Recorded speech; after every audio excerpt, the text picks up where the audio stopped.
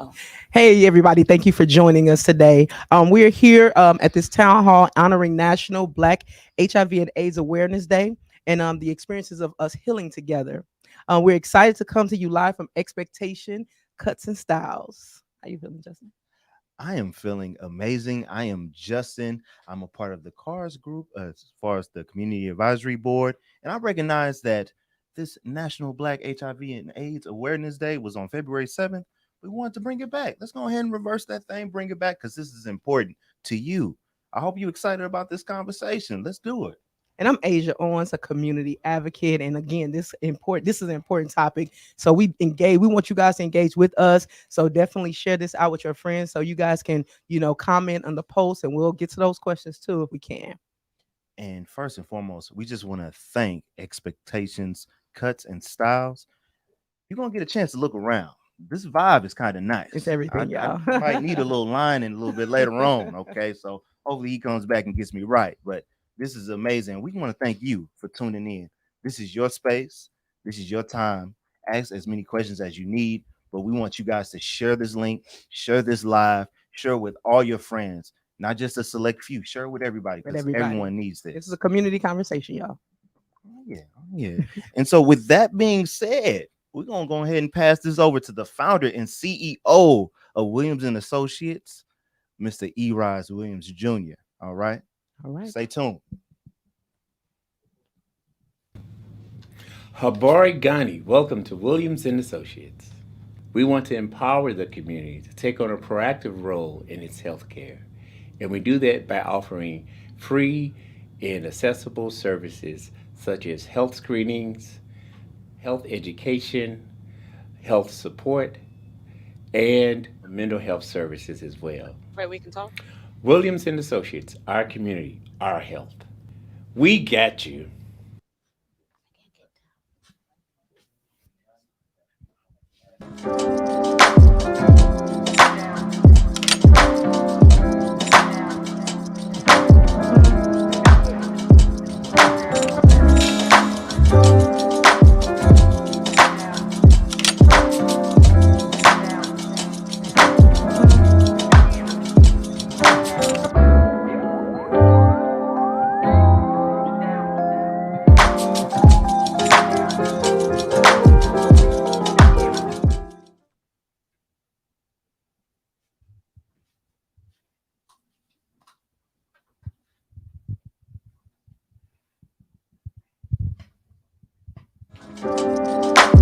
Justin and E Rise. We want to get right into our community conversation.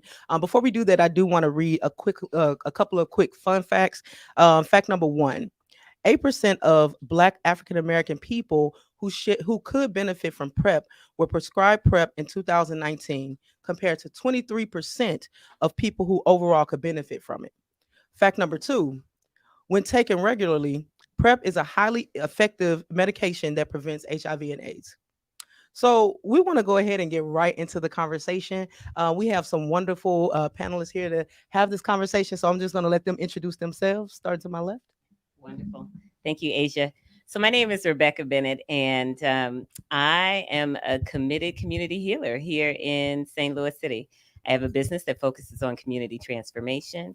I have a foundation that focuses on community healing, and I started a group called the Black Healers Network so that we could advance the health and well-being of African diaspora people, specifically here in St. Louis, but all around the world. That's me. All right.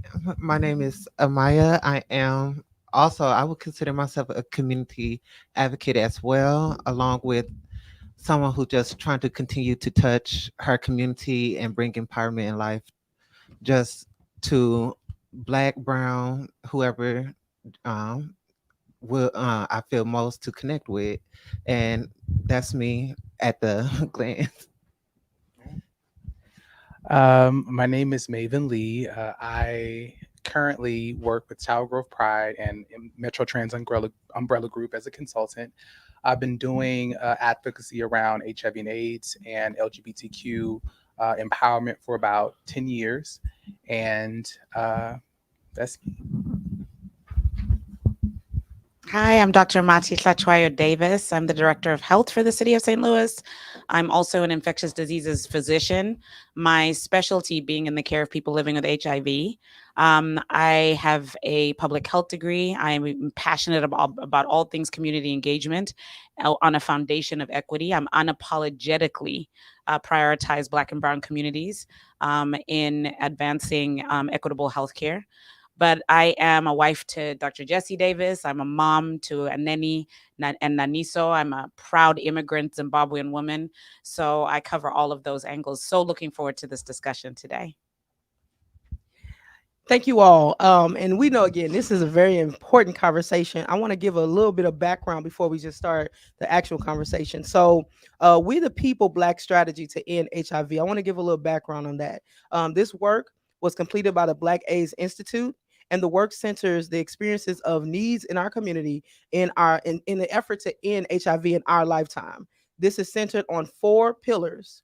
The first one is dismantle anti-Black practices, systems, and institutions that endanger the health and well-being of Black people and undermine an effective and equitable response to HIV in Black America. The second pillar is invest in Black communities through resources, and services that address the fullness, richness, potential, and expertise of Black people and mitigate social and structure factors that worsen health outcomes in Black communities. The third pillar is ensure universal access to the robust utilization of healthcare and high quality, comprehensive, and affordable, as well as culturally and gender affirming.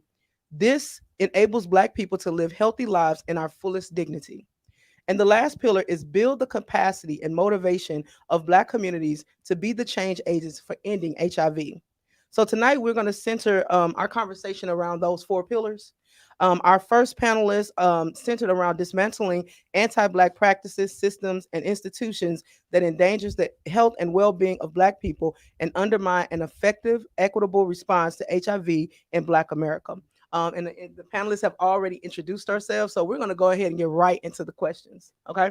And feel free, anyone could chime in. And remember, if you're watching this live, put comments in the chat, and we'll get to them.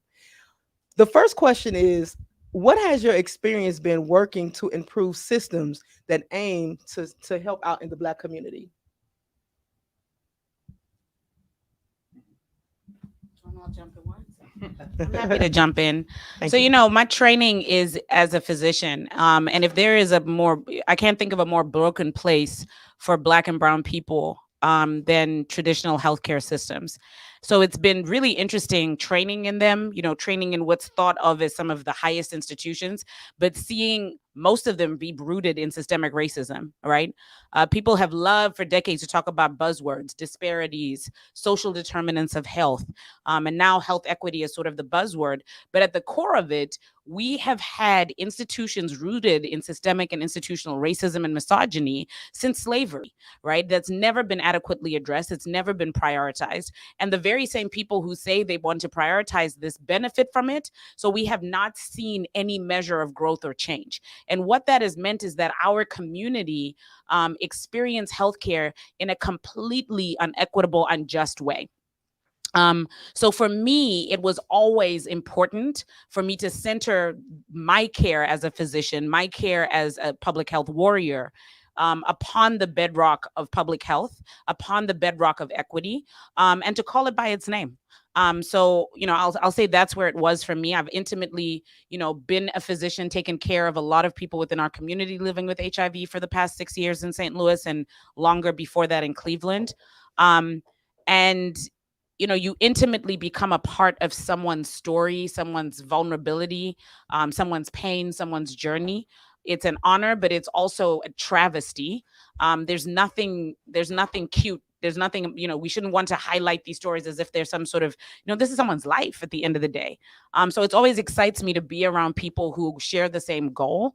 And now as a director of a health department, it's important for me to now bring that into the same structures that have failed us.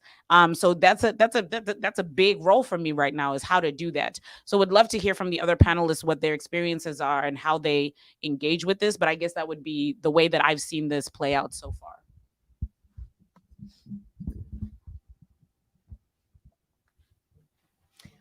I think I'll just go ahead and jump in. I agree with everything that you said, Dr. Mahdi. I have probably spent the last 25 years working in systems change of some sort, and largely to very little effect. I mean, if I'm honest about how effective we have been in terms of transforming systems and structures. And part of that is because the systems that we are dealing with are designed to operate the way they do.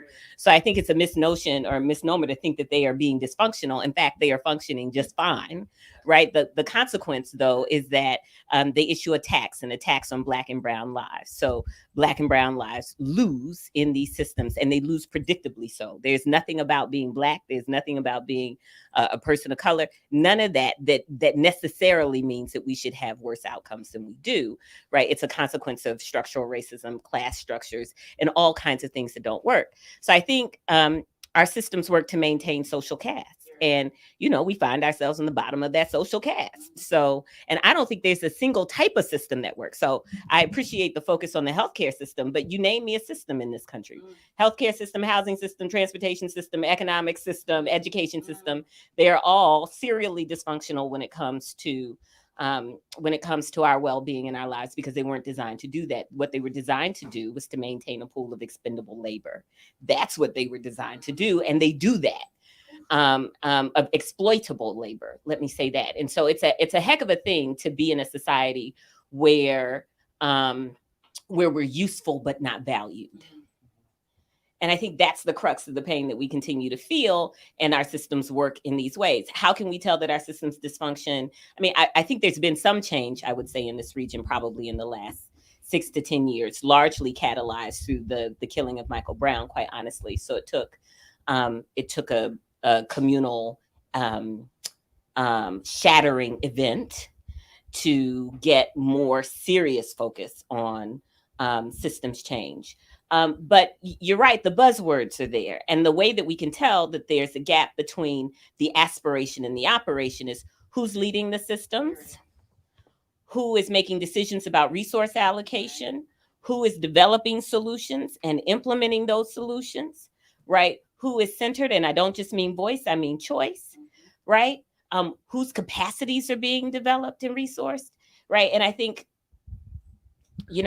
our systems try to maintain conventional power structures with some measure of community engagement, but not enough to radically transform how the systems function. Yes, and I just want to say, with the community, with me being a person living with HIV, there's a lot that I will say I think I want to see changing. I think our system, when it comes to where we are, it could use a lot more aim into certain directions, because right now the aim when it comes to HIV and any other thing is built around primarily gay and bisexual men almost. And I'm speaking from a trans woman perspective, and I'm just like, where is more resources? Can we get more help in the community? Because it's like the focus here surrounding more so of Black gay men, and I would say also like white gay men, but the target audience, I'm like, we as the trans community, where is the support for us at? How can we lean on a shoulder to get our voices heard, to change what's going on out here in the system today? So yeah. So I would say, from maybe a grassroots perspective, or somebody that's really rooted in community, I've always felt like the way that we've done prevention, and the way that we've empowered folks who are living with HIV, the way that we really have taught folks about HIV, all of the things regarding HIV specifically for Black and brown folks, sometimes I don't think is the material that they're given is not through their lens. And so I've often found, when I do like some when I'm doing some interventions, or when I'm doing, whatever, these interventions are not designed like for Black and brown people. Indeed. The barriers that we have to sit in, they don't make it effective for us to really do effective work. Right. When I think about gay men or queer men who are like my age, well, at the time we're younger, you know, and I was thinking about, right, I'm still younger. Because wait. when I'm looking at 50. you know, So now, like, how old are you? when we think about, you know, how do we really reach the community? A lot of times, you know, there are certain barriers that were always in place. Well, we can't do it at this place because of this thing, right? But that's where we reach those folks, right? Right. We can't have it at this particular place because it's a little bit, but that's where they are. Right. You know, we can't have this conversation in this place, but that's the place where they'll hear it. Right. You know, and so then when we ask, well, why isn't work being done? Well, the work is being done. It's not being done in the right places. Yeah. You know, so I think that is part of the broken system that I've experienced, because, you know, you put expectations on me and you say, I want you to do this, right? And here are the tools, but these tools are not helpful, Right. you know, to me, you know, and so now I am forced to do all kinds of things to make it work, given what you above and beyond what you've, you know, when you've given me this. And when I tell you that, well, who are you asking? Right. And who have you really been talking to create these things? Because this doesn't seem like the community that I live in, you know, so. Maven, I think the point that you make that's so powerful is you said, you know, these things weren't designed for us, and they weren't designed for us because they weren't designed by us. Yeah, right. Right. So that's the mismatch right there, right? If we didn't create it, it's not going to be as effective. Absolutely. I'm sorry. If we didn't create it, it's not going to be as effective, right? So the people who have the greatest experience, who have the greatest expertise, right, who are solutioning in real time because it's a matter of life and death, right, are the people who need to be centered, right, in our program design, execution, implementation, and decision making. But there's a gap there. It doesn't happen that way. And so, you know, is it any wonder that the solutions don't fit the circumstances, don't fit the people? Is it any wonder that the decisions that are being made somehow are not taking into consideration those who are actually living with experience? No. So you are running up against that. And when we do create it, we make better solutions. Absolutely. Right. Well, and so I much doesn't love get this lost in conversation translation. because you guys are already kind of answering some of the next questions. So to kind of piggyback off what you were just talking about, when we do think about these systems and these organizations and these, you know, just these institutions that do have the power and the control, you know, why do you all feel like it is important for them to, you know, to include like just access to equity within the work? I mean, I can start out, you know, I'm always going to be a historian here, right? I think one of the things that has been frustrating for me operating within these systems for so long has been the way that the approach has, let's ask the oppressed to do our work, but let's do it in a way where they're isolated, right? One tokenized, maybe 2 or 3 tokenized people of color. Let's not provide them with funding so they're completely ineffective and set them up for failure so that we can say that this was not going to be impactful from the beginning. Let's call it diversity and inclusion, create a separate office from it, right? Not embedded into the very systems that it needs to be embedded in. Let's create it, let's call it something separate. And again, let's not fund it. And I'm going to keep saying that because without funding, what are we doing? What are you actually asking us to do other than be performative, right? And let us not set them up with the resources and the support to be successful. My good friend, Dr. Corey Bradley, says data is justice. Where is the data? So when I hear you, my heart that's when my heart really bleeds and I get so angered because the trans community, we won't even commit data to be able to tell people what's happening within the community. Without data, you can't write policy. Without data, you can't apply for funding, right? You can't even make a case for it. So when that question comes up, I think about how broken the system is currently because they're not serious, for lack of a better word. So one of the places that I would love to hear more from these folks who have been doing this work for so long and in such an impactful way is, you know, when equity is not something separate, when it's embedded into every fiber of an institution, when it's backed by data, when it's backed by funding, oh my gosh, what can we do? What do we see, and how impactful can that be? I think that's the sort of space that we're coming from with this conversation, at least for me, who's operated within these institutions. Yeah, thank you for sharing that. Amaya.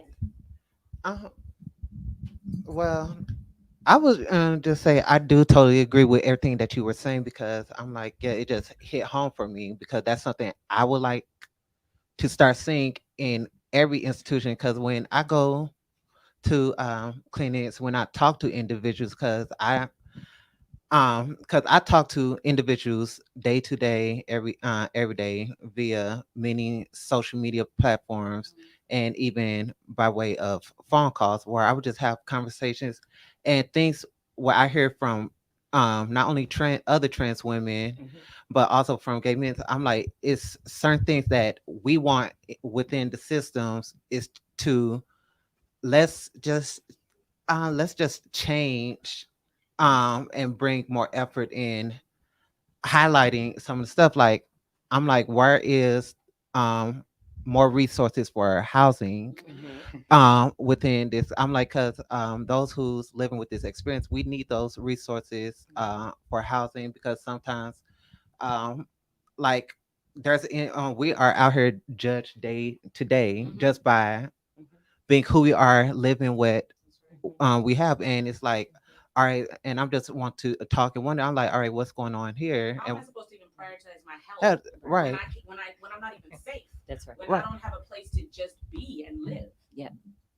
and yeah, and that's the key thing. I'm like, more funding should be put into like just um survey a lot of us once we are done clinic wise or once we go to clinics and update and just like survey be like, all right, how is your living situation right here, what are some of the things that you all will more likely want to see happen and changes to come forward because um I just see, I'm like, all right, there's a lot more that could be done, which I just don't see it. And that's something I say day to day. And said that just yesterday when I was speaking with someone about it. And I'm like, I just wish there could be a lot more resources and funding that could like help us move forward and things that could and also bring more education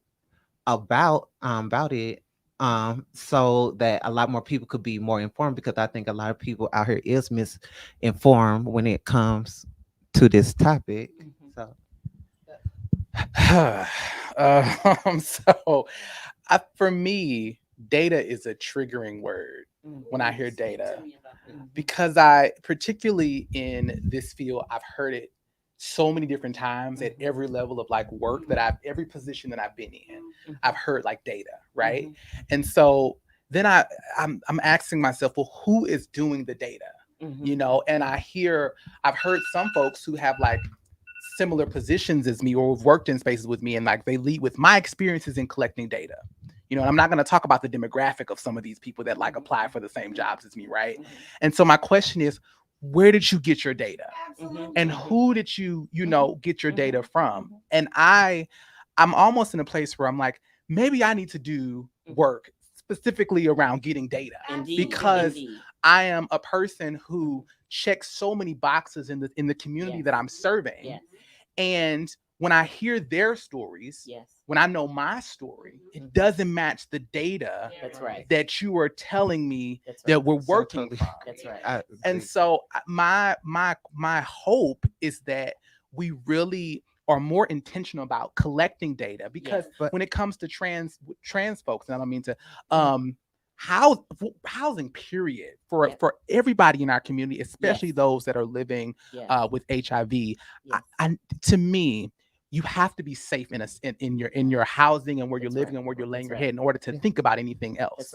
And so the idea that isn't important enough to receive funding and to be a priority for prevention, for empowering folks, doesn't make any sense. That's right. You know, and so I can't wrap my head around the idea that there is data that somehow is there. You have data that is more important that tells you that housing is not. That means you are not doing data on housing because it's not possible for you to it's not possible for that not to be something of importance, I think. So I think we need to do more data and be more intentional about the data that we're doing. And Black and brown folks need to be the folks that are getting that data. You know, we need to own our data. Can I like I that. add? Did Did you want to jump before in? you all go, we do need to kind of wrap it up. So whatever you're going to speak to, if we could do it really, really quickly. Yes, throw it Miss in. Rebecca. Throw it in. Yes. I got a lot of thoughts. You guys, Oh no! let me get in there. But you know AJ. what? It just goes to show that we need to continue this conversation. It just means Like you this- didn't slot us in for long enough, because this should have been an hour and a should half. have. I'm kidding. It Go should. ahead. Let me Yeah. slide in there. Let me Go slide for in it. there. Go for it. 2 things, 3 things, 4 things. Mm. Okay, I'll get in there. Okay. One, data is not neutral, right? So Mhm. let's be honest about that. But data is witness.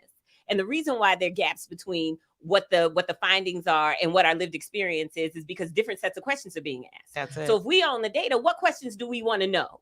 Right? What information do we want and need? That's it. What are we tracking and monitoring? Right? It turns out that it's a very different set of questions, right? And so it leads to a different set of conclusions because we are not what is motivating our information gathering Right. happen to be different things. First one, but data is witness.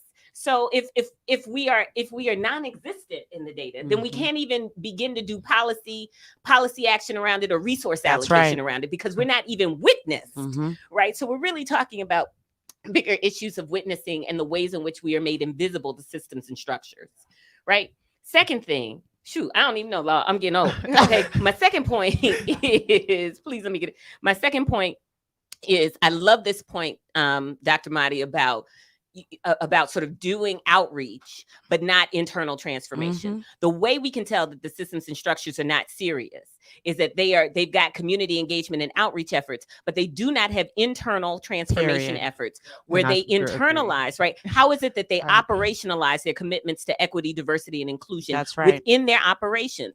If they do not do that, then all they're doing is outreach. Period. Right. And that outreach is always going to be constrained by the extent to which their basic operations are behaving in ways that are racist, right? Yep. Racist, dysfunctional, or Yes, classist, yes. right? Or discriminatory. So there's going to always be that limit if there's no institutional transformation that parallels community engagement. I think the last thing is a lot of that engagement that's done by our systems and structures is really about relationship building. Have you heard this? We want to do Right. relationship building and Mhm. trust building with the community. But the Yes. bigger issue is that these systems don't trust us. Right. Right. That's the bigger issue. So they're not going to invest resources. They're not going to put decision making in our wheelhouse. They're not going to have us lead, right? Because they don't trust us. And that is the dysfunction. That's the principal dysfunction. So we Yeah. cannot talk about changing community behavior without talking about changing systems behavior. Systems behavior, in fact, is the bigger determinant Yes. of what our health outcomes actually look like and what our life outcomes look like. And yet it's so invisible in our conversations, right? And quite honestly, many of us, we're reluctant to engage these systems. You know why? Because they're not trustworthy. Because Yeah. they're not trustworthy. So even when there are opportunities for us to get involved, many of us are like, I'm feeling co-optation, or I'm feeling, right? Right. Because those systems have historically and contemporarily been dangerous to us. That's the truth. Yeah. And Ooh, a word. do you have something like? Because I was just about to say that I agree, because I do feel like the system is kind of like beating us down and just like stuffing Mhm.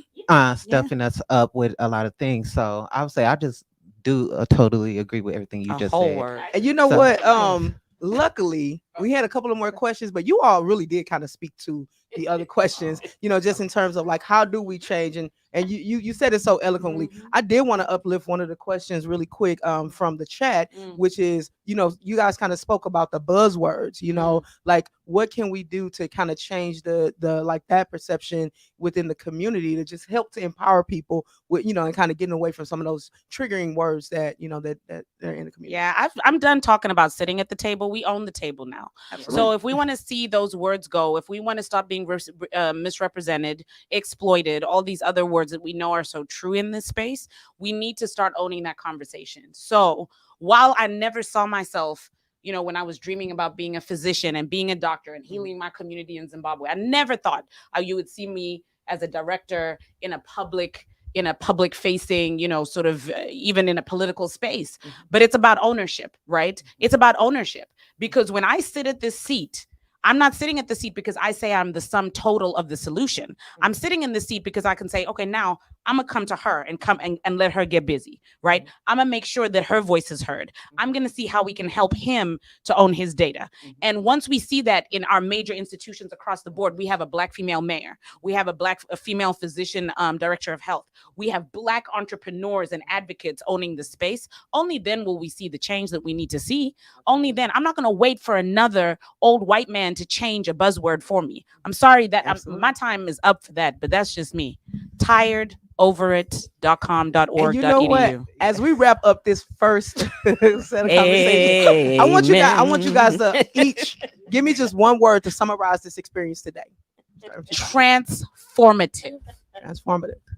Ooh, one word. Ooh, one word. I'm not multi-word. I would just say empowering. I would say enlightening. So Powerful. And that this entire experience has been powerful. And so we're going to wrap it up really quick, but we do have a second session that's coming on. But thank you all for just coming in and sharing in your experiences and your time. Obviously this is a conversation that needs to continue, so hopefully there'll be another panel discussion like this. Thank you all.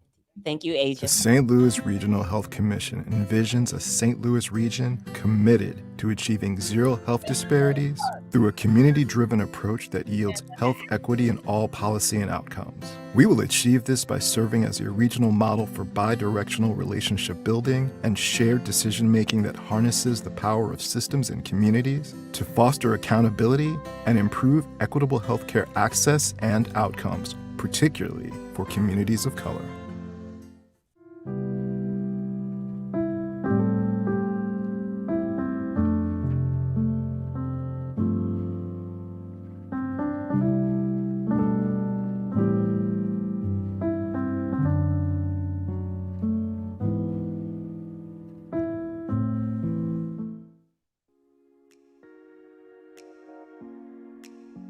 Are you a queer Black man between the ages of 18 and 40?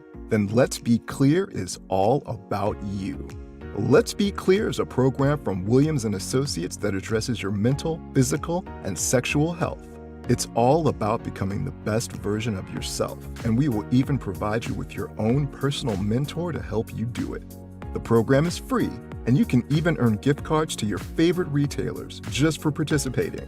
Don't wait. Call Williamson Associates today at 314-385-1935 and ask about Let's Be Clear, or download the Village app STL to your Android or iPhone for more information. Let's Be Clear from Williamson Associates. Our community, our health.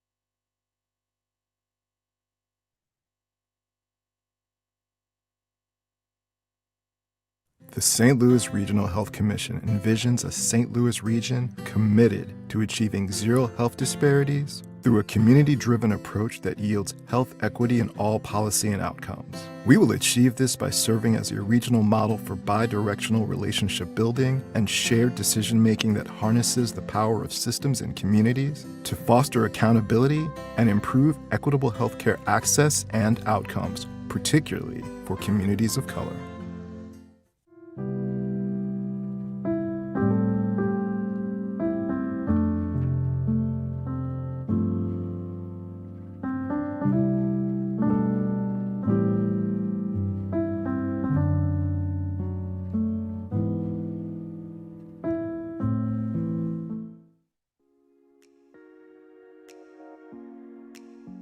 Are you a queer Black man between the ages of 18 and 40?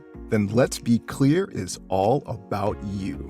Let's Be Clear is a program from Williamson Associates that addresses your mental, physical, and sexual health. It's all about becoming the best version of yourself, and we will even provide you with your own personal mentor to help you do it. The program is free, and you can even earn gift cards to your favorite retailers just for participating. Don't wait. Call Williamson Associates today at 314-385-1935 and ask about Let's Be Clear, or download the Village app STL to your Android or iPhone for more information. Let's Be Clear from Williamson Associates. Our community, our health.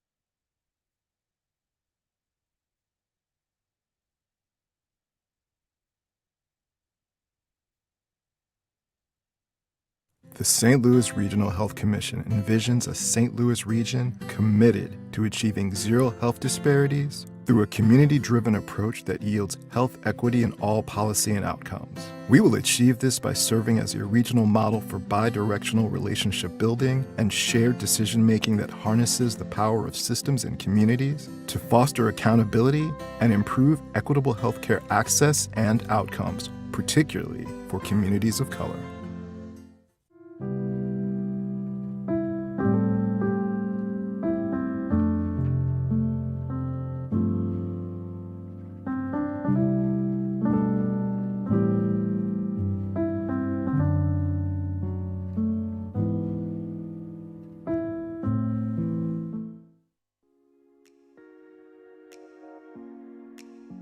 Are you a queer Black man between the ages of 18 and 40? Then Let's Be Clear is all about you.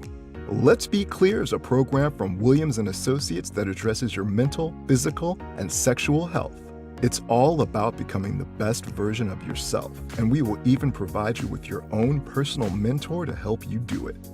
The program is free, and you can even earn gift cards to your favorite retailers just for participating. Don't wait.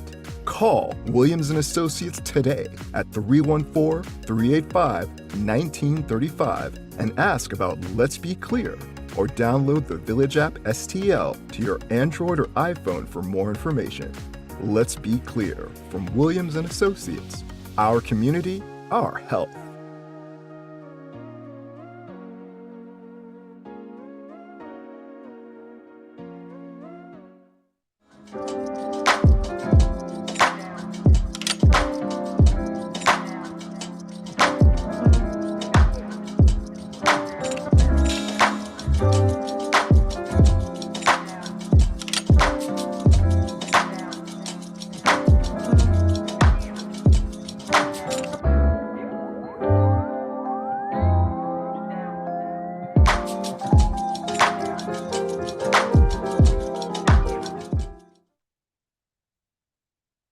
The St. Louis Regional Health Commission envisions a St. Louis region committed to achieving zero health disparities through a community-driven approach that yields health equity in all policy and outcomes. We will achieve this by serving as a regional model for bi-directional relationship building and shared decision-making that harnesses the power of systems and communities to foster accountability and improve equitable healthcare access and outcomes, particularly for communities of color.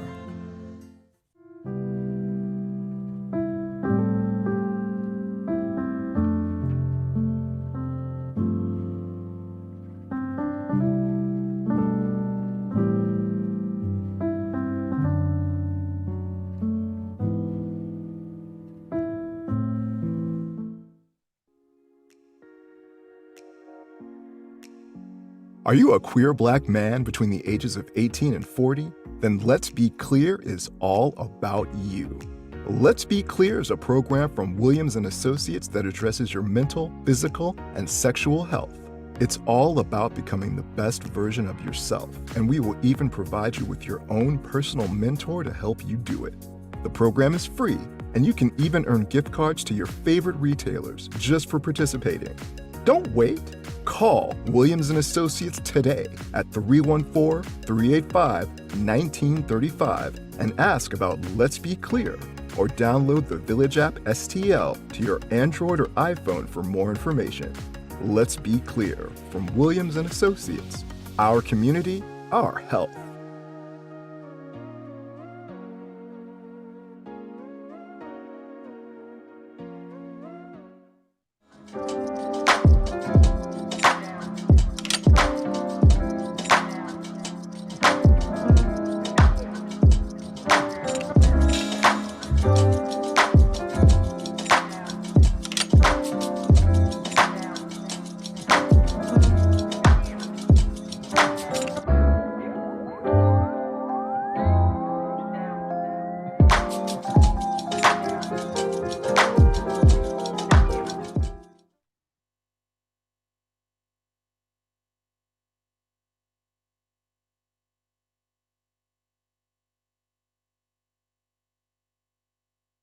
The St. Louis Regional Health Commission envisions a St. Louis region committed to achieving zero health disparities through a community-driven approach that yields health equity in all policy and outcomes. We will achieve this by serving as a regional model for bi-directional relationship building and shared decision-making that harnesses the power of systems and communities to foster accountability and improve equitable healthcare access and outcomes, particularly for communities of color.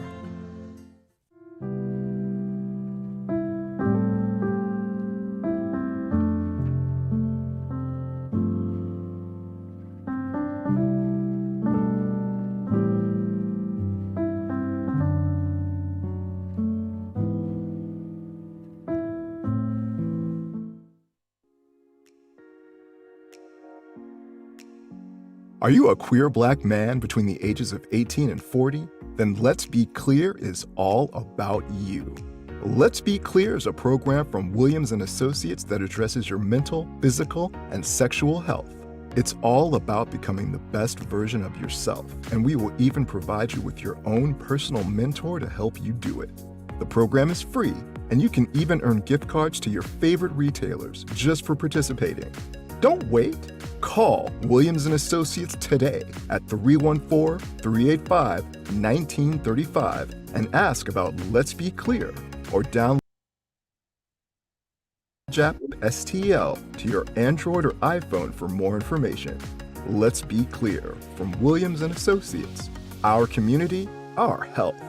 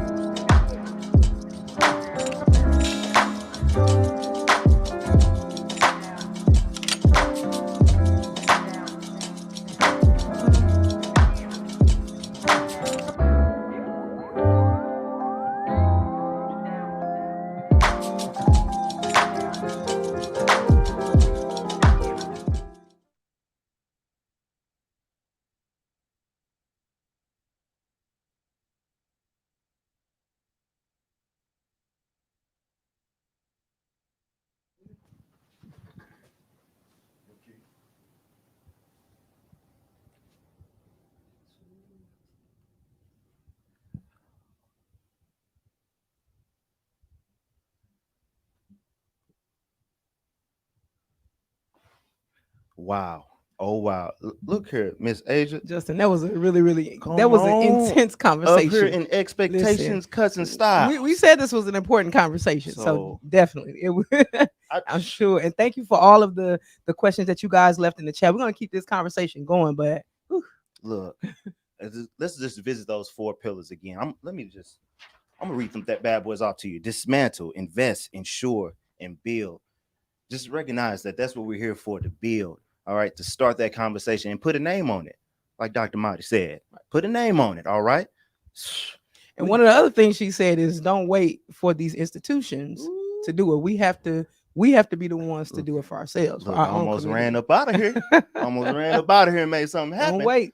And so, look, we're gonna keep this conversation going. All right, we're gonna keep on going with everything. All right, because now we want to get into some of these resources. And so, cameraman, if you can just follow me right here, just follow. Go ahead, follow me now. Follow me. Yes. How y'all doing? And so, real quick, before I go into anything further, before I even introduce some of our excellent panelists, there's some beautiful people in this room today. All right. I just want to read off 2 facts to you guys. All right. And so, fact number 1, in 2019, African American people accounted for 42% of new diagnoses in the US, approximately 36,800 diagnoses. All right. Fact number 2 that I want to read to you: a person with HIV who takes antiretroviral therapy, which we just gonna break that down to art because I struggled a little bit right there, as prescribed, and gets and stays virally suppressed or undetectable, can stay healthy and effectively prevent transmissions to others. All right. And so that's just going to lead us to our next conversation. And right now, what we're going to talk about is providing resources and services that address the fullness, richness, potential, and expertise of Black people and mitigate social and structural factors and worsen health outcomes in Black communities. All right. And so right now, what I want to do is I just want to introduce our panelists that are going to be discussing this topic right now with us. And I'm going to start off with my left right here. Go ahead and introduce yourself. Hi, everybody. My name is Hezekiah Williams. I am the project coordinator and life coach at Project Stop. And I am also living my life positively with HIV. And so I'm one of the panelists today, and I'm going to pass it off. Thank you. My name is Lady Ashley Gregory. I am the owner and sole proprietor of the Living Orisha LLC, where I'm an astrologer, energy worker, and Reiki master. I am also on the board of the St. Louis Metro Trans Umbrella Group. I am a co-conspirator to our trans expansive family, and my pronouns are she and they, if I didn't have a chance to tell you that. Nice to be with you all tonight. Hey everyone, my name is Miani Hickman. I am a senior community health worker / project coordinator for the Community Wellness Project. I'm also an reproductive justice advocate for Moho Justice Coalition, and I'm here. And my pronouns are she and her.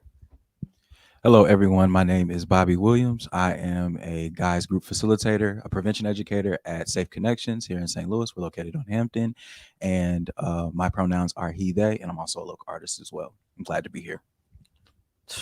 Local lad, Mr. Bobby. So I appreciate all of you guys. And so we're going to start it off, and I'm just going to leave this open to the room right now, okay?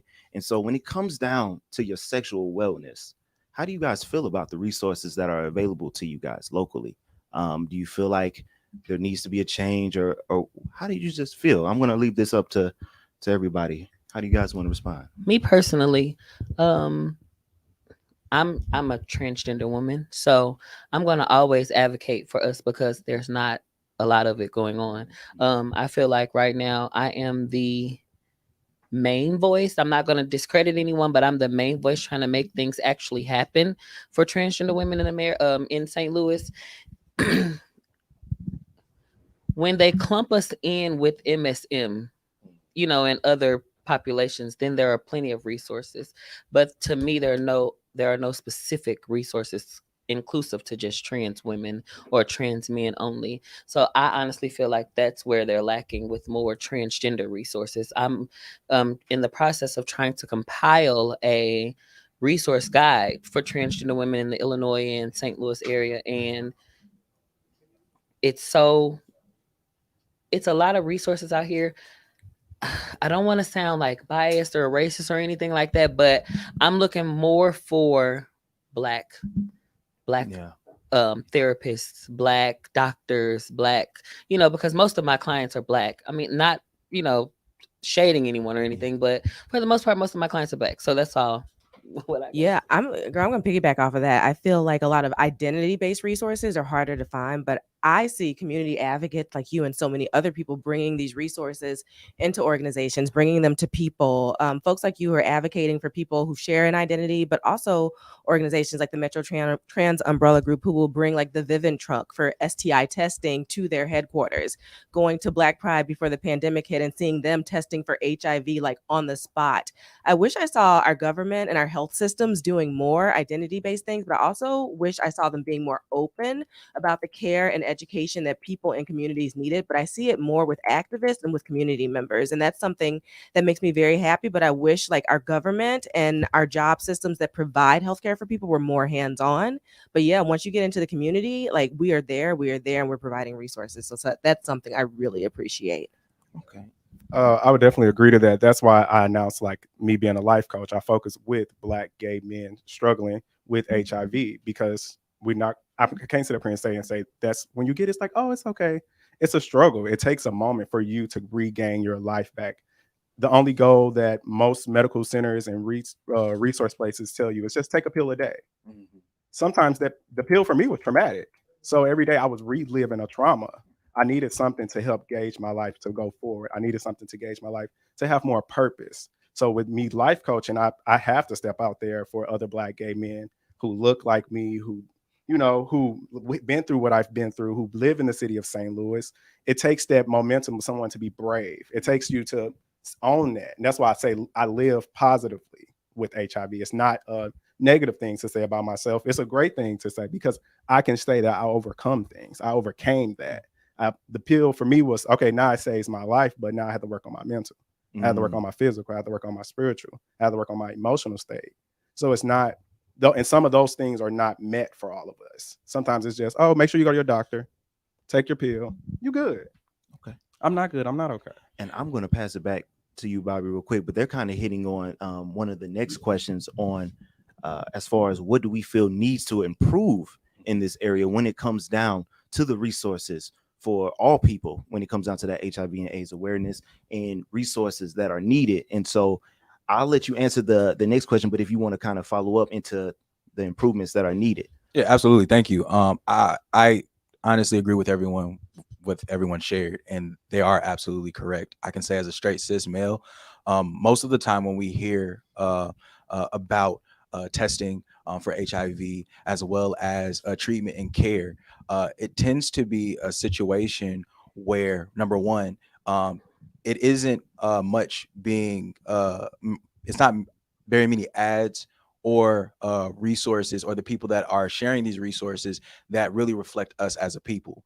Because to their points that they all mentioned, it is more than just the medical side. We're talking about a whole person, right? This is something that affects a person on multiple levels. And when we talk about these resources, for me personally, you have to really do a lot of digging. If you don't know where to go, if you don't know who to talk to, especially when you are in a space where you are trying to learn and discover about these resources and to go through the testing processes and to access them, it can be a lot of work, right? Especially when we start talking about these things in schools. I know for myself, being a prevention educator, I work in the schools in the city and the county of St. Louis. I also know that with a lot of what I do discuss with my groups, sex does come up. And we are in a state where abstinence is considered to be the main thing to prevent someone from contracting. But we don't also give our youth and equip them with the knowledge to understand what comes with taking on that action. I work with sixth graders and I also work with seniors. In between that, there are them being exposed with the internet through social media to sex, and also them having that curiosity. We definitely need to have spaces that are safe besides school social workers who tend to be overworked, besides school counselors who have very huge loads. We need to create spaces for young Black youth to be able to create, to connect with people that look like them, that can give them the resources and the information, not only arm them with abstinence, but also safe sex practices, as well as understand consent culture, rape culture, and additional things to be able to prepare them for those moments and situations in the event that they may need to speak with someone. Because a lot of the times when we talk about prevention, we always get to the point to where we actually have to do something about it. Prevention is about getting in front of it. And most of the time we get resources when something has already occurred. So it's considering that. That's good. No, that's really good. And then you kind of hit on something that with you working on sixth graders, that kind of leads to one of the next questions. And one of the questions was, what is lacking in our region in regards to how we improve resources and services that address the fullness and richness of our communities? But also, I want to go back to you, Ms. Mihani, because you stated something earlier, and what did you say? You were saying that you felt like you were being clumped in with people of the MSM community, and so not really taking recognition of who you are as a person. And so I kind of want you to elaborate on that. I won't personally say that I am being clumped in like how CDC, you know, I guess I'll say projects their population. At first, we used to like transgender women used to be linked with MSM men. So it wasn't transgender and MSM men. It was just MSM men and transgender women fall under that category. So now we're seen as high risk heterosexuals. But in my opinion, we're transgender people. You know, like we are our own population. So why is it so difficult for that to be? Why is it so difficult for us to have services? Why is it specifically transgender anything is so hard to find or come across? So that's why I'm doing what I'm doing. Awesome. And I want you to continue to elaborate on what you're doing, but then also when you look at this region, what are some of the other things that you feel like needs to improve? Well, one, I feel like that the transgender community in itself needs to get more serious about us, period. Like we have to live in this community, and I'm tired of hearing everyone complaining about it, but not wanting to do anything about it. So one, we need all of the women and transgender men to take themselves more serious and believe in themselves more and want a better life and better purpose for us, not just for us, but the trans people that come behind us. It shouldn't be so hard for us to find resources for hormone therapy, or, you know, it shouldn't be so hard for us to find doctors that we can relate to, or like that makes us comfortable, you know, or again, that somebody that looks like us, you know, it's very, very hard to find that. And it's kind of like, why? Just transgender people? Why? Because there's so many resources for MSMNs. There's so many resources for cisgender people. But why is there very, very few for the trans population? What I feel like can also improve is like the health department and people like that actually being in, not just checking off a box, but actually doing something. Yeah. Okay. And that's for me. I think that's beautiful. And I often think about what you said about our youth. They're autonomous, they're bright. And these conversations like that we are not having in health class really need to be there. And I think that starts from the beginning. And when we start from the beginning and having conversations about HIV and how HIV can turn into AIDS, it really erases the stigma. I feel like a lot of people aren't talking about stigmatizing. And I think getting rid of that is a part of prevention. Having people get rid of the negativity, emotions, feelings, thoughts, false narratives around HIV and AIDS is super important. I think these conversations also start at home. I think a lot of parents expect teachers and health class to cover this, but these conversations really need to be happening at home with these students who are sometimes more autonomous and more open-minded than their parents are. So I think we really need to like step up for our youth. I don't call them children. I don't call them kids. I call them youth because they're bright and they sometimes latch onto this and understand this a little bit more than adults, and they can take this into their adult life. But I think a huge part of prevention is really getting rid of the stigma around HIV and AIDS. And we know St. Louis is that top 2 city. Like in the United States, we have a lot of stuff going around here and no one's really talking about how serious it is. I think ridding like the mind of that stigma is super important. I think that's I just wanted to piggyback off of something that he said and that they both said. I honestly think that if people communicated with their children more growing up as they're getting older, then it would be much more easier and better. Like it's given the very much what happened in this house, stay in this house, you know, or sweeping everything under the rug. Like if you address those situations, if you talk, these kids are so smart. This new generation of kids are brilliant and they're learning stuff before at a time that even we weren't thinking about, you know, that type of stuff. So it's like if you start talking to them more, then they will know more and it'll be better as the world goes on. And I agree with that because I think a lot of what you say is at home, inviting parents coming out. Where's my child going to these like places like CWP, Project Stop, The Spot, these medical going with your kids to understand what is this lifestyle. It's not my child just out here going to be gay or oh they just want to be fast. They want to she want to be transgender now. Go out and actually see what this stuff is. Take the initiative to say what is my child? What does that mean for my child? What does that look like? It comes in so many different forms. It's a rainbow for a reason. Like if we're going to be funny, it's a rainbow for a reason. Everybody has their placements. So we need resources where we actually can inform parents. Like I had a conversation with my mom before when back in the day when the AIDS epidemic, some people didn't go in the bathroom at someone if they assumed that they were gay. They didn't even have to have AIDS. It was just if they were gay. So stuff like that. What people need to be informed on. What does PrEP mean? What is PEP? Like, does people really know that PEP is out here where you have up to 72 hours to get that if you have been exposed to HIV? So it's these conversations that we have to say boldly about it. That's why I introduced myself saying I live my life like that because it already breaks the room.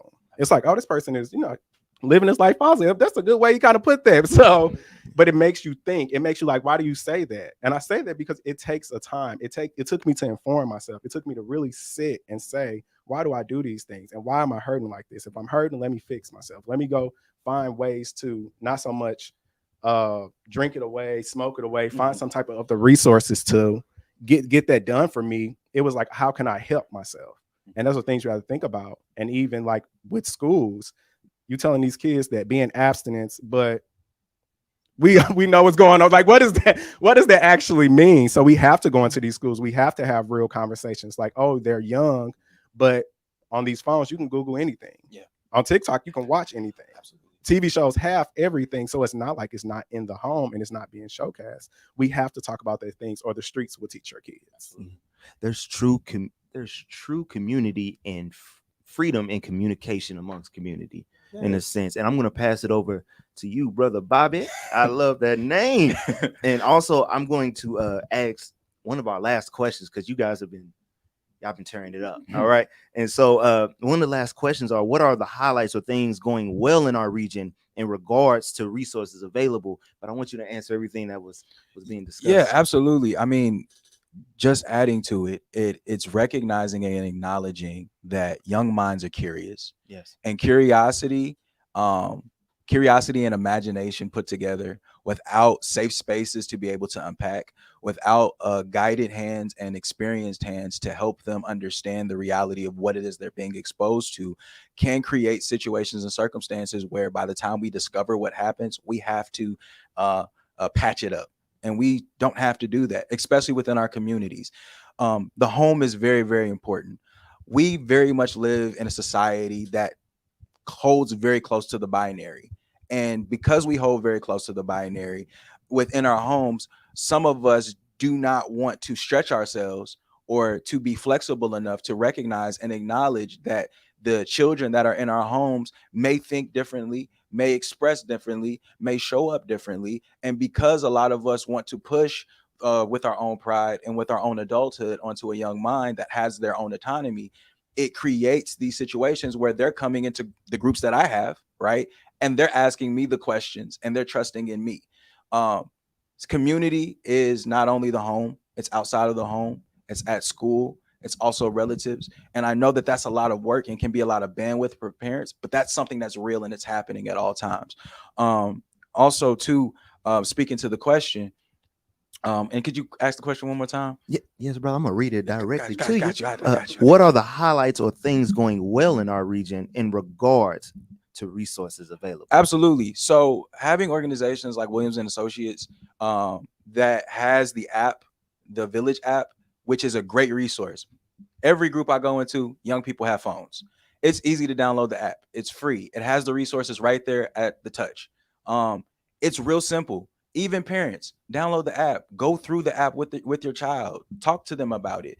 If there are things that you don't understand, I promise you, if you actually maybe sit down with a social worker or connect with somebody in the office at school, if they don't have the resources readily available, they can connect you.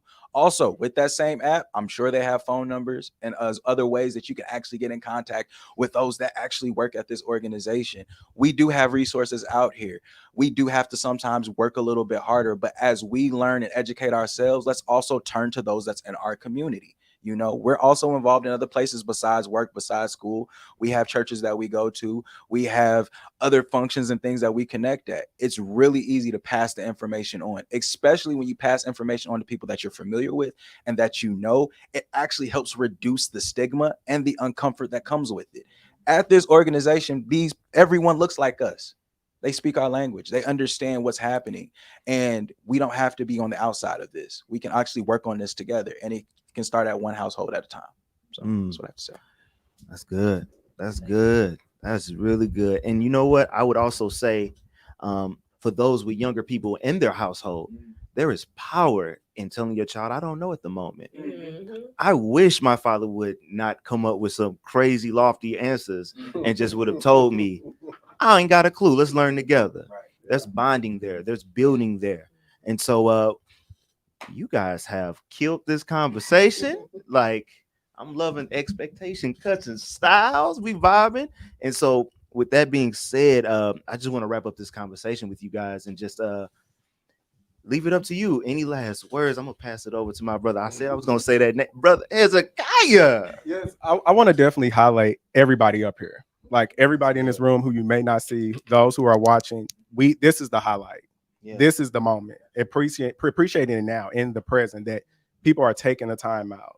Me sitting there messaging everybody in my phone, like, get on the Ustream, send it to this. Everybody coming up here, everybody that's looking like us. Because that's what we talked about. People that don't look like us talking about us. Asking, what's the do-rag? Asking us these weird questions. Can we come to the cookout? No. This is for us, and it is time for us to be for us by us. Like we have to say, you know, like you said, I have to have this serious conversation with my child because I don't know. And it's okay to say we don't know, because if we leave it in the midst, then anything can be found. So we have to start with ourselves. We have to start with individuals in these communities. The highlight is everything. All these agencies that we have to show up as one. Having cookouts, having more more outing events. Like we can teach education and pass hot dogs at the same time, pass real plates. Just did it recently, and you know we had great conversation. As Miani sitting right here, shout out to my dad for doing that, because it made us talk. We talked over good food. That's our culture. That's us us to sit down and to invite everybody. It doesn't have to be just our little clique, just us because we gay. No, tell your mother to come, tell your father to come. Because for them, they'll recognize and see other people in the room like, oh, you know, my child actually is making a step. Let me make a step, because they don't know where their parent came from, but they can take that step. We have to feel uncomfortable. That's how we know. That's how we know something is moving. Because if we're comfortable, it ain't gonna work. You know, for me, I'm just forever grateful to be here, and this reciprocal knowledge and this reciprocal learning. To me, like, knowledge is power, but wisdom is healing, and healing is a lifelong process. So being able to have these conversations with each other, with our youth, with healthcare, like we're moving into a direction where we're healing as a people for the rest of our lives. They just need to keep going. So I'm just really grateful to be here. All right, Lady Ashley, speaking over there now. Hold on. Okay. Same. I'm extremely grateful to be here. Thank you all. I just want to say, if we all stick together, like, we are so stronger together than we are apart. And the moment that we all can realize that, the better off that we'll be as a community. So these conversations are needed, and they not only need to happen, they will continue to happen. If y'all need any free testing, come on down to Community Wellness Project, 906 Olive Suite, 904. We're open Monday through Friday, 9 to 5, and we test anytime. Just walk in, make an appointment. And as I always say, when I end anything, go out and be the best version of you and bring the best version of you into every single room that you walk in. That's good. That's good. No, it's all right. I mean, we could have kept it right there, honestly. Echo everything else everyone says. The thing about learning something new is that, yes, you're going to be uncomfortable. It's not going to It's not going to be something going to be an expert in right away. Most of us weren't an expert of walking when we were born. It's the same thing. We have to practice. We have to work on it. What we are modeling right now is a conversation that can be had at the dinner table, that can be had anywhere. And any time that we feel like we might not necessarily be well-versed enough or comfortable enough, or maybe have enough knowledge, there are people right here that you can tap in with, and I'm sure we'll be more than happy to. Also, once again, shout out to Williamson Associates. Contact them, and I promise you, anything that it is that you need, I'm sure they'll be more than happy to help you and assist you and guide you and be present with you. And this is the thing about resources and community. If one of us don't got it, we'll find it for you. So I'll leave it with that. Yes. With that being said, you are loved, you are cared for. The resources are out there for you. We are not turning you away. We are here for you. We will be back with more after this commercial break. All right now. The St. Louis Regional Health Commission envisions a St. Louis region committed to achieving zero health disparities through a community-driven approach that yields health equity in all policy and outcomes. We will achieve this by serving as a regional model for bi-directional relationship building and shared decision-making that harnesses the power of systems and communities to foster accountability and improve equitable healthcare access and outcomes, particularly for communities of color.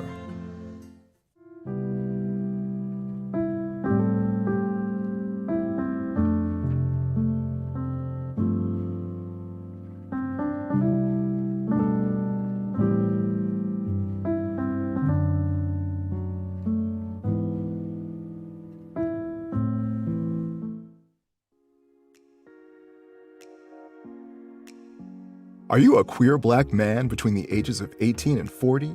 Then Let's Be Clear is all about you. Let's Be Clear is a program from Williamson Associates that addresses your mental, physical, and sexual health. It's all about becoming the best version of yourself, and we will even provide you with your own personal mentor to help you do it. The program is free, and you can even earn gift cards to your favorite retailers just for participating. Don't wait. Call Williamson Associates today at 314-385-1935 and ask about Let's Be Clear, or download the Village app STL to your Android or iPhone for more information. Let's Be Clear from Williamson Associates. Our community, our health.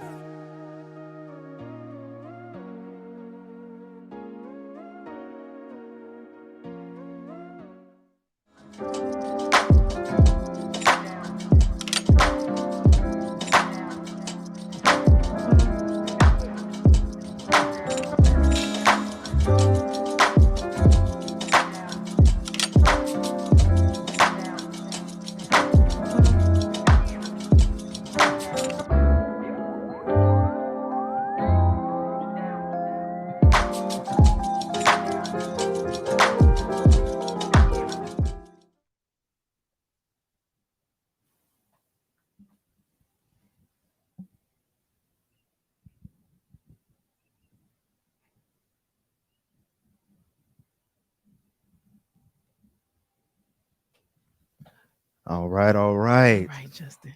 This has been a wonderful conversation. This has been good. Oh my I've God. learned so much from each and every panelist. I just want to thank each and every one of them for coming out. This has been a blessing for me as far as continuing this work, because we're gonna keep it going.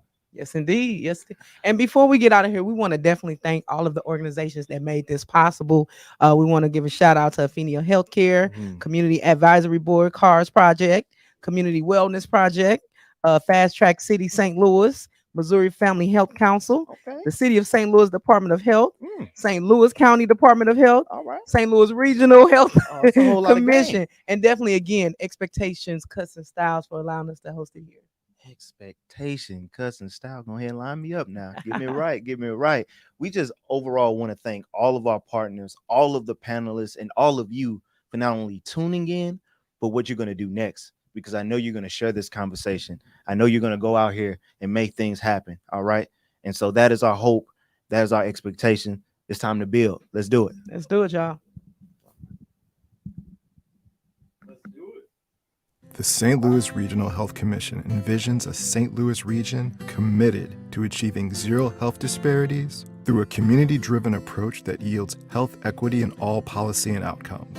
We will achieve this by serving as your regional model for bi-directional relationship building and shared decision-making that harnesses the power of systems and communities to foster accountability and improve equitable healthcare access and outcomes, particularly for communities of color.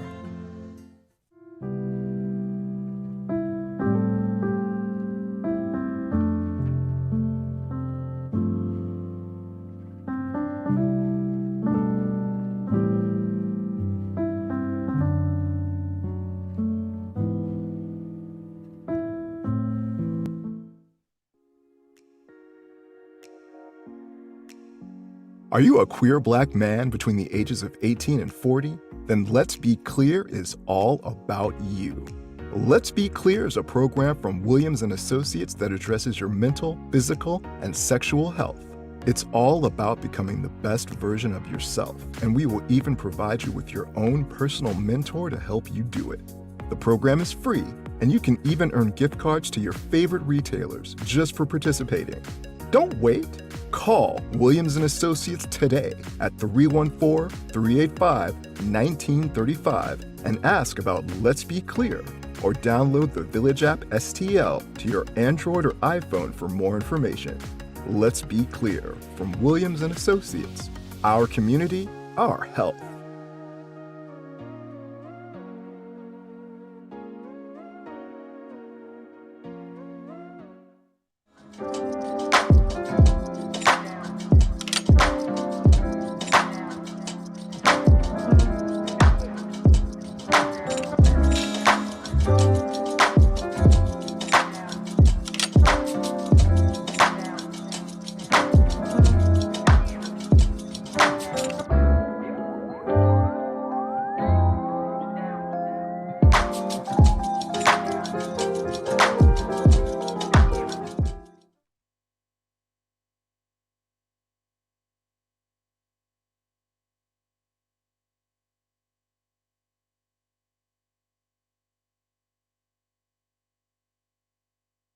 The St. Louis Regional Health Commission envisions a St. Louis region committed to achieving zero health disparities through a community-driven approach that yields health equity in all policy and Habari Ghani, welcome to Williamson Associates. We want to empower the community to take on a proactive role in its healthcare, and we do that by offering free and accessible services such as health screenings, health education, health support, and mental health services as well. Williamson Associates, our community, our health. We got you. Habari Ghani, welcome to Williamson Associates. We want to empower the community to take on a proactive role in its healthcare, and we do that by offering free and accessible services such as health screenings, health education, health support, and mental health services as well. Williamson Associates, our community, our health. We got you. We will achieve this by serving as your regional model for bi-directional relationship building and shared decision-making that harnesses the power of systems and communities to foster accountability and improve equitable healthcare access and outcomes, particularly for communities of color.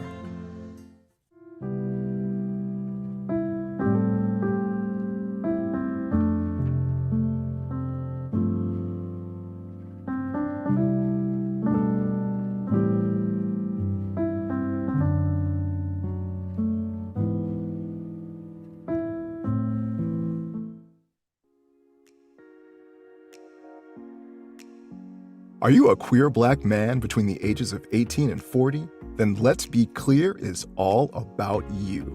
Let's Be Clear is a program from Williamson Associates that addresses your mental, physical, and sexual health. It's all about becoming the best version of yourself, and we will even provide you with your own personal mentor to help you do it. The program is free, and you can even earn gift cards to your favorite retailers just for participating. Don't wait. Call Williamson Associates today at 314-385-1935 and ask about Let's Be Clear, or download the Village app STL to your Android or iPhone for more information. Let's Be Clear from Williamson Associates. Our community, our health.